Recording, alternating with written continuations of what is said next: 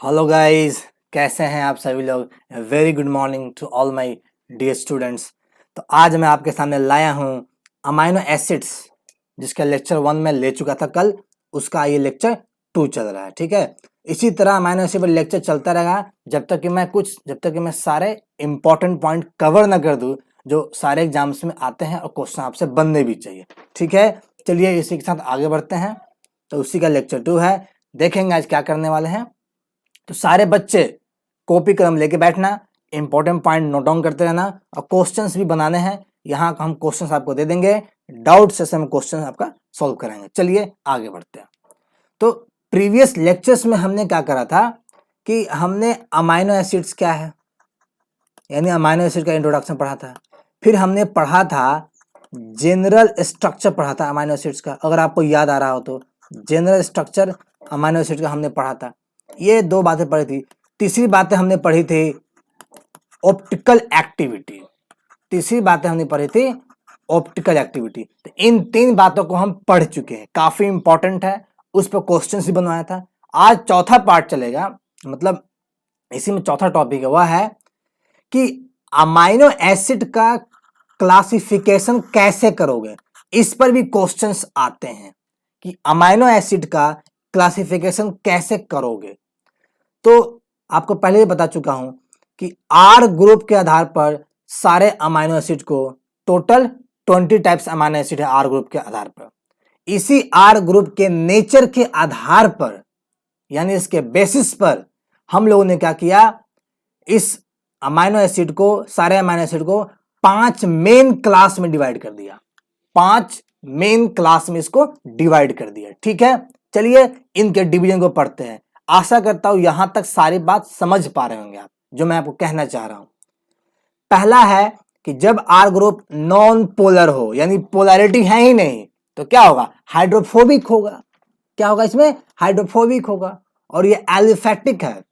Aliphatic मतलब, ये aliphatic का मतलब हो गया आपका लीनियर चेन भी हो सकता है या आपका साइक्लिक हो। ठीक है, इसी को कहते हैं एलिफैटिक, क्योंकि ये एरोमेटिक नहीं है। अगर एरोमेटिक, साइक्लिक भी एरोमेटिक होती है तो होता तो मैं एरोमेटिक कह देता, लेकिन ये चूंकि एलिफैटिक है तो लीनियर चेन भी हो सकता है या साइक्लिक होगा। आप डायग्राम में देखिए, राइट साइड डायग्राम लगा रखा है। प्रोलीन एक साइक्लिक स्ट्रक्चर है, बाकी सारे अमाइनो एसिड को देखिए क्या है, लीनियर चेन है।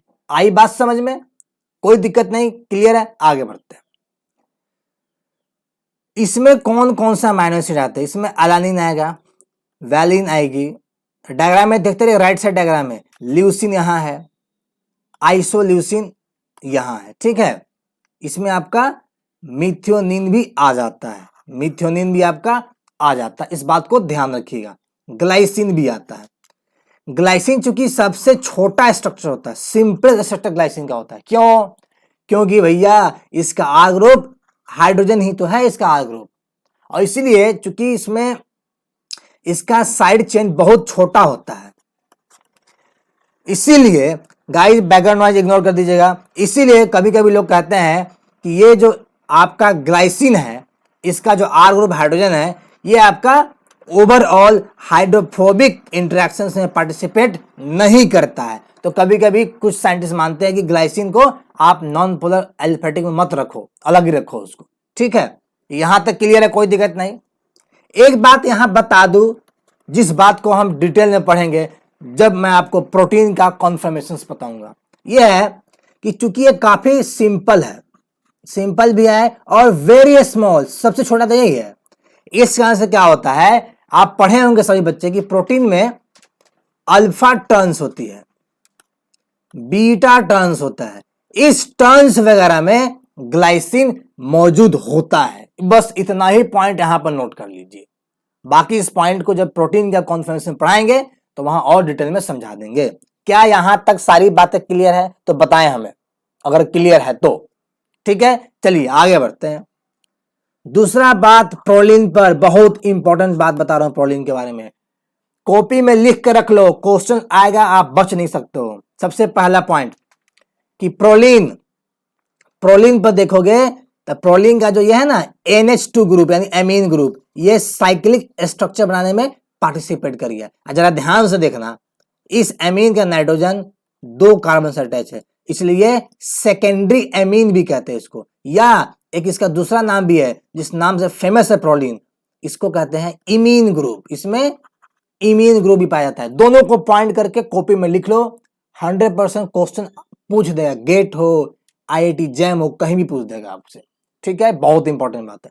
इसका एक इंपॉर्टेंट बात और बता देते हैं कि जब प्रोलीन आपके पेप्टाइड चेन के अंदर होगा, ये करता क्या है, उस पेप्टाइड चेन के फ्लेक्सिबिलिटी को ये घटा देता है, उस पेप्टाइड चेन के फ्लेक्सिबिलिटी को घटा देता है, क्योंकि जैसे ही ये आपका यहाँ NH2 है ना, यहाँ मैं आपको डायग्राम यहाँ ड्रॉ करके दिखाता हूँ, बहुत इंपॉर्टेंट चीज बता रहा हूँ, ध्यान से सुनना आप। इसका एक H यहाँ से हटा दो, न्यूट्रल कर लो। अगर इस NH से बनाओगे पेप्टाइड बॉन्ड, तो पेप्टाइड बॉन्ड में क्या होगा, ये हाइड्रोजन पेप्टाइड बॉन्ड में पार्टिसिपेट, ये हाइड्रोजन पेप्टाइड बॉन्ड में चला जाएगा। तो जब आपका पेप्टाइड बॉन्ड बन जाएगा इस तरह N के साथ, तो CONA हो गया। अब देखिए इस नाइट्रोजन पर एक भी हाइड्रोजन नहीं रहा पेप्टाइड बॉन्ड बनने के बाद। क्या ये बात समझ में आई बेटे, दिमाग में घुस रहा है कि नहीं घुस रहा है बेटा? तो इसमें चूंकि एक भी पेप्टाइड नहीं है, सॉरी एक भी हाइड्रोजन नहीं है, lack hydrogen after making peptide bond, इस कारण से चूंकि इस पर हाइड्रोजन नहीं है पेप्टाइड बॉन्ड बनाने के बाद में, ये नाइट्रोजन फर्दर हाइड्रोजन बॉन्डिंग में पार्टिसिपेट नहीं करेगा। ठीक है, डू नॉट पार्टिसिपेट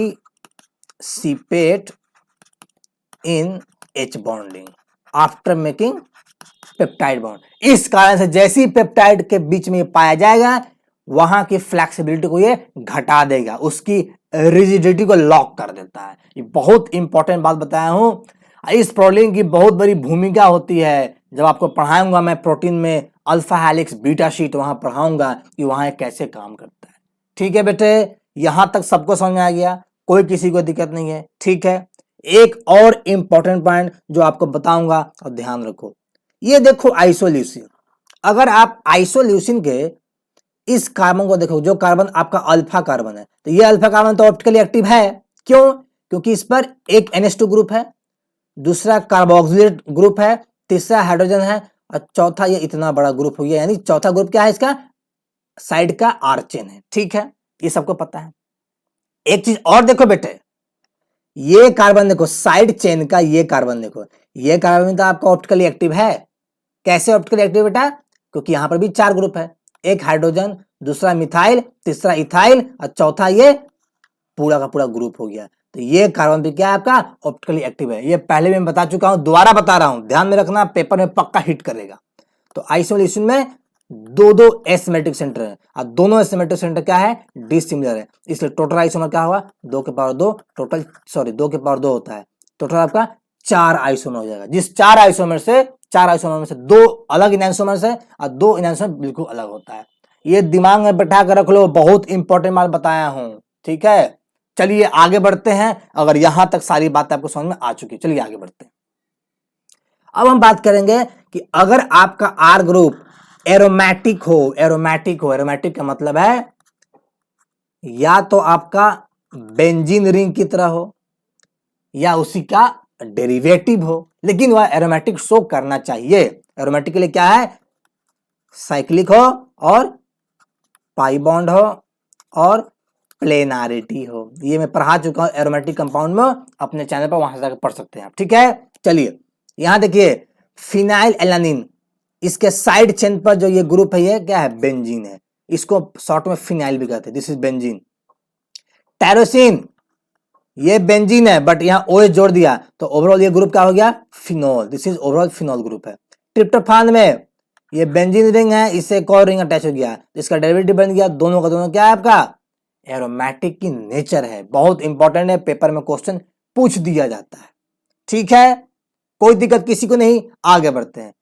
ये aromatic chain relatively non polar होता है, ये हाइड्रोफोबिक है, मतलब ये हाइड्रोफोबिसिटी में भी पार्टिसिपेट करता है। यहां तक क्लियर है, कोई दिक्कत नहीं, आगे बढ़ते हैं। सबसे इंपॉर्टेंट बात जो बता रहा हूं टायरोसिन का सुनो। टायरोसिन में क्या है, हाइड्रोक्सिल ग्रुप है, दिख रहा है आपको, ये आपका टायरोसिन है, इसमें हाइड्रोक्सिल ग्रुप OH है।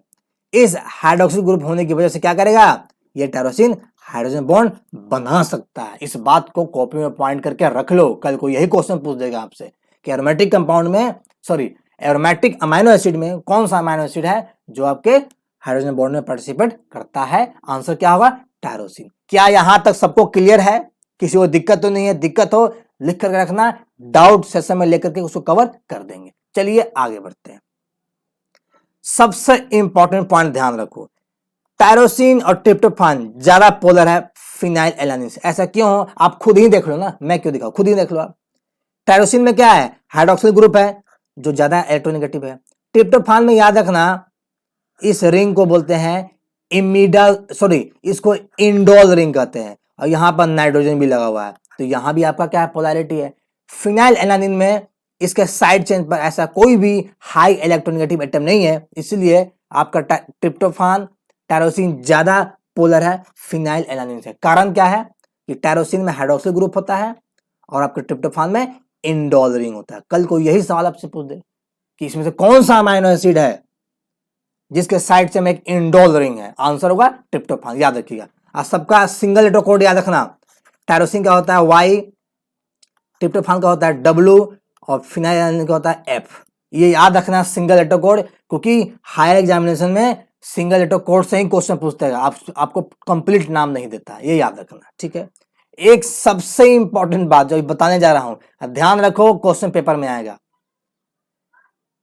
कैरेक्टरिस्टिक्स एब्जॉर्बेंस की हम बात करें तो आपको पता होना चाहिए कि ट्रिप्टोफान, टायरोसिन और फिनाइल एलानिन ये तीनों का तीनों 280 नैनोमीटर के आसपास में, जो कि आपका एक क्या है, आपका यूवी लाइट है, यूवी लाइट के आसपास में ये तीनों का तीनों अमाइनो एसिड करता क्या है? इस वेवलेंथ पर लाइट के एनर्जी को ये एब्जॉर्ब करता है।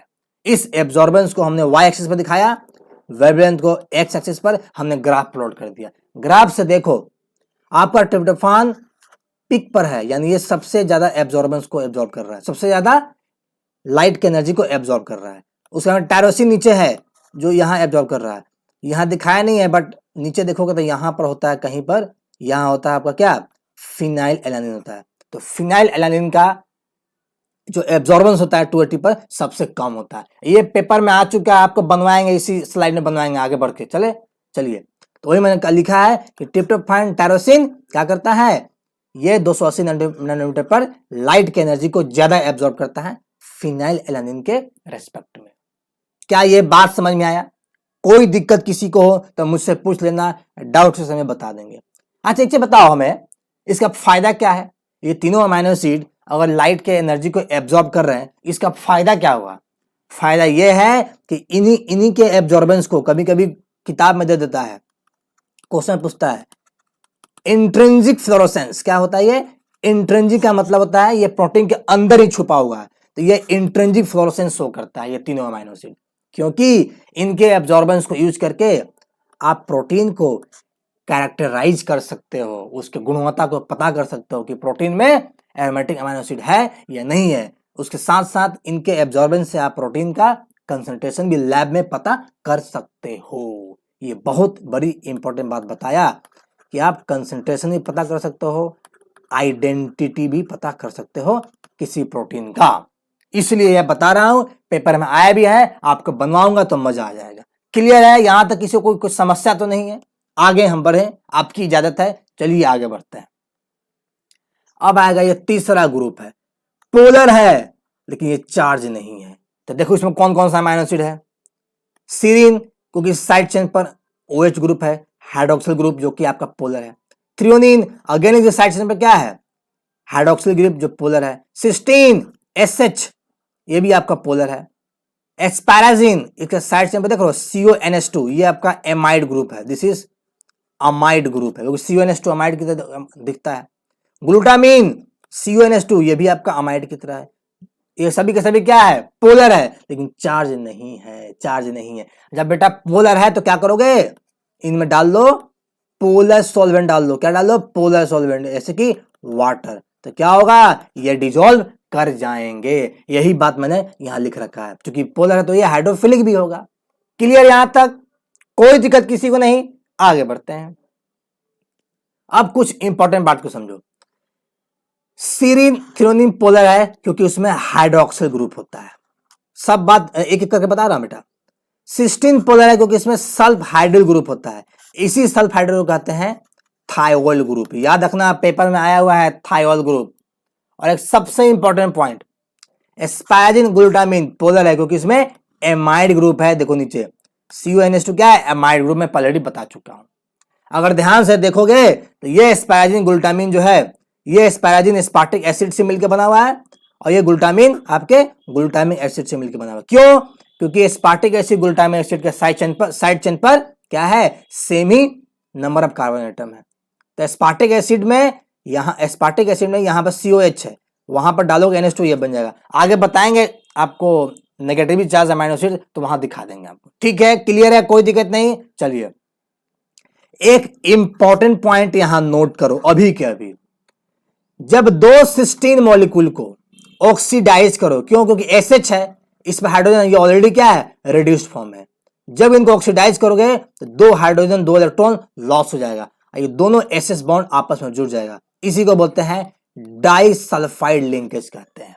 इसका इंपॉर्टेंस ये है, जरा समझो, ये सिस्टीन जिस प्रोटीन में होगा, या तो 2 डिफरेंट पॉलीपेप्टाइड चेन के बीच में आपका डाइसल्फाइड लिंकेज बन जाए, या ऐसा हो जाए एक ही पॉलीपेप्टाइड हो बट इसके एडजेसेंट साइड में इस तरीके से डाइसल्फाइड लिंकेज बना सकता है। इस डाइसल्फाइड लिंकेज का बहुत बड़ा भूमिका है प्रोटीन को फोल्ड करने में। जब प्रोटीन की फोल्डिंग पढ़ाएंगे तो वहां इस बात को समझा देंगे। तत्काल इतना यही समझो कि सिस्टीन, 2 सिस्टीन मॉलिक्यूल आपस में मिलेगा तो बनाता है डाइसल्फाइड। इसका महत्वपूर्णता इस बात से है कि 2 पॉलीपेप्टाइड चेन हो, जैसे A और B, उसको जोड़ देगा आपस में, या एक ही पॉलीपेप्टाइड चेन के एडजेसेंट साइड पर अमाइनो एसिड होगा, वहां बना सकता है डाइसल्फाइड, सॉरी यहाँ SS होगा, गलती कर दिया मैंने, डाइसल्फाइड लिंकेज हो जाएगा। क्या यह बात समझ में आई?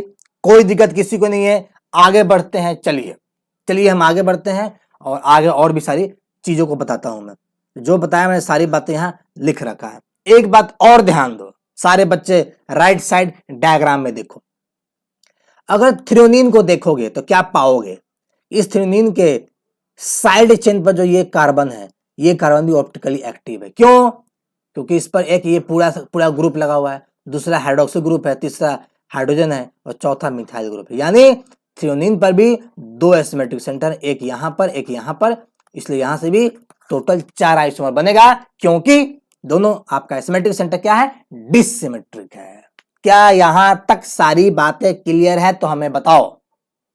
क्लियर है सारी बातें? कोई दिक्कत नहीं, ध्यान रखिएगा। चलिए आगे बढ़ते हैं। चौथा ले लेते हैं पॉजिटिवली चार्ज्ड अमाइनो एसिड, जिसको बेसिक अमाइनो एसिड भी कहते हो। ये पॉजिटिवली चार्ज क्यों अमाइनो एसिड कहते हैं? क्योंकि इसके साइड चेन पर ये जो R ग्रुप है, ये आपका पॉजिटिवली चार्ज्ड होता है, इसलिए इसको कहते हैं बेसिक अमाइनो एसिड। ये इतना ही इस बात में समझना है, अब बहुत जरूरी है। लाइसिन में ये जो आपका एप्सिलम CH2 है, इस पर जो एमीन ग्रुप है, ये एमीन ग्रुप बहुत सारे रिएक्शन में पार्टिसिपेट करता है। इस बात को दिमाग में बैठा करके रख लीजिएगा, ठीक है। चलिए आगे बढ़ते हैं।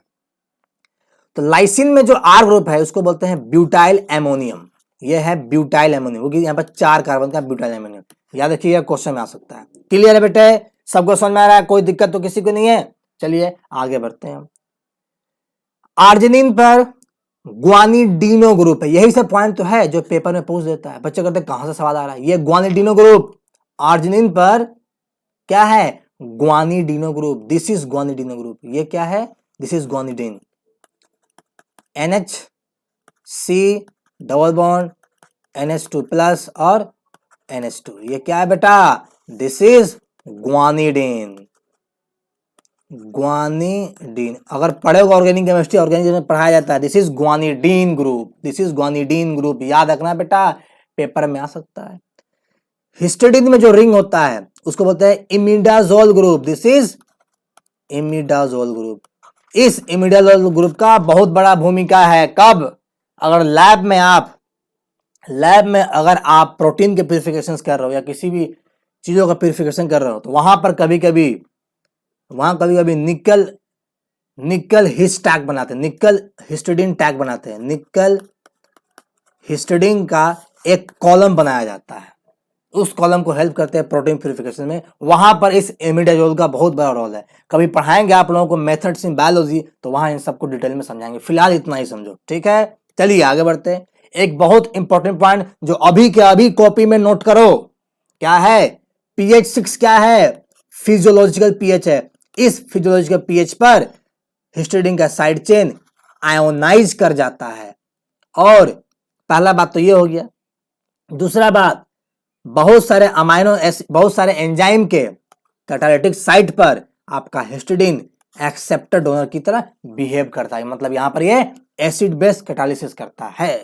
अगर आपको याद होगा तो मैंने पढ़ाया था प्रिंसिपल्स ऑफ एंजाइम कैटालिसिस, जिसमें आपको बताया था कि एसिड बेस कैटालिसिस में भी हिस्टिडीन का बहुत बड़ा रोल होता है। इन सब पॉइंट को कॉपी में नोट करके रख लो अभी के अभी।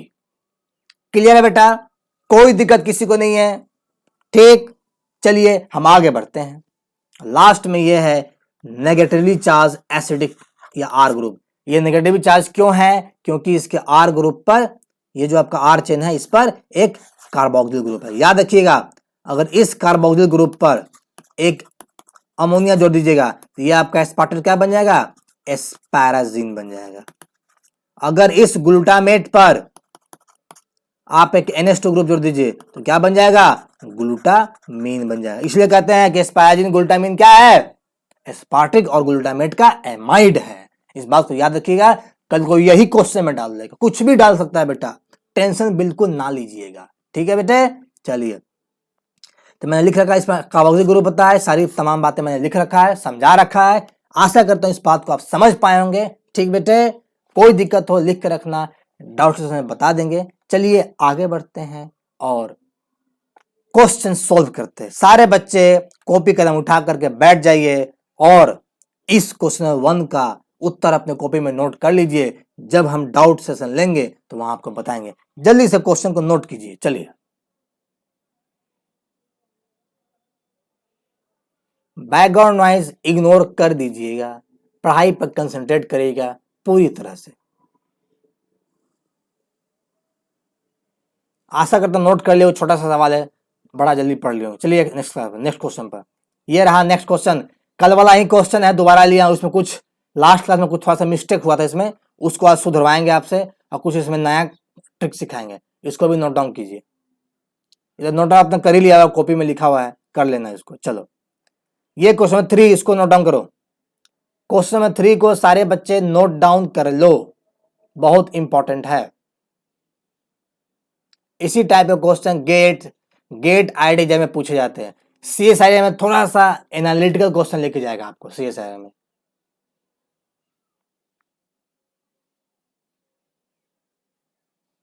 आशा करता हूं आपने उतार दिया हुआ, छोटा सा तो सवाल है। नेक्स्ट क्वेश्चन, क्वेश्चन नंबर 4, इसको उतारो, बहुत बढ़िया सवाल है ये। बैकग्राउंड नॉइज इग्नोर कर दीजिएगा, क्योंकि मैं गांव में हूं, यहां पर चहल पहल होते रहती है।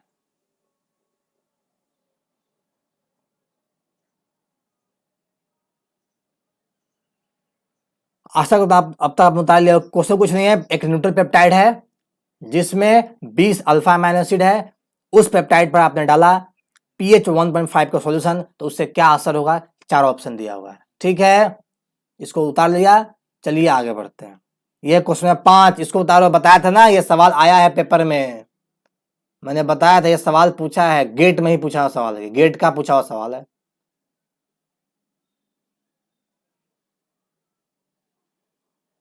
यह सवाल आपके गेट का पूछा हुआ सवाल है।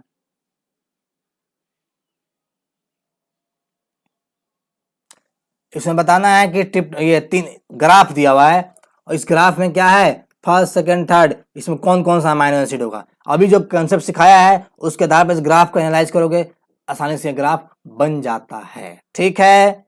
कोई दिक्कत नहीं है। चलिए आगे बढ़ते हैं और ये लेक्चर यहीं पर समाप्त होता है। आपको लेक्चर अच्छा लगा होगा, पसंद आया होगा तो एक लाइक कर देना, वो तो बनता है यार, इतना मेहनत करता हूँ आप लोगों के लिए। और लगा हुआ कि सब क्वेश्चन आपका बन रहा है, आपका कंसेप्ट क्लियर हो रहा है, तो चैनल को सब्सक्राइब भी कर देना ताकि सारा वीडियो का नोटिफिकेशन आपको मिलता रहे। इसी के साथ बाय बाय, अलविदा, टेक केयर, फिर मिलते हैं डाउट सेशन में 10 मिनट के बाद।